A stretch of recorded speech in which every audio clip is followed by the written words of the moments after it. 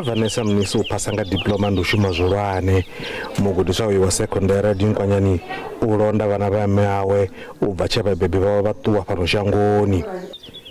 Nyimele yo ḓo vha tshoṱhe musi makhulu awe vha tshi lovha ṅwaha wo fhiraho.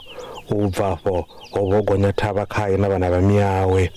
Mnisi uri u ḓira khana nga zwe a bveledza. You passed with a diploma.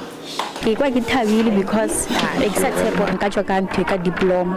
Le batho ba bang ke tshepa gore hala ba tshepa gore nka tswa ka diploma. Nna ebile be ke di pala kwa fail or high certificate because English last year it was difficult for that because mahola go tlo veji ka June last year and manaka ka 2021 then ba bang like kumbrao like ba go latelana so it was difficult for me gore ke bale mara ke dipuri tšo dutse ka moka ke di research again ke nyako focus mo di studies jaaka ke amala because be ke nyako like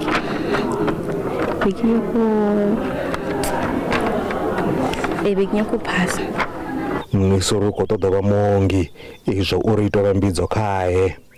Ke nyako dira nursing because nursing ke dirutile nursing ke sale monyane. Ke ne sa mogolaka bana ba re issue so a ke tshepo nursing ka mpalela because ke a tseba go hlokomela motho go bajwa and ke na le sebedi sa go hlokomela motho go bajwa. Zwaralo tshikolo tsha dinkwanyana tsha bveledza phesenthe dza 53 dza mvelelo dza matiriki izwi ndo utsanga phesenthe dza 12 tshivhambedzwa na ṅwaha wa 2021 fhedzi zwaralo vhadededzi vha ḓo shuma vhukuma u vhona uri no ṅwaha u khou bvelela mvelelo dza khwine. Lutendo Bobori, SABC News, Piring.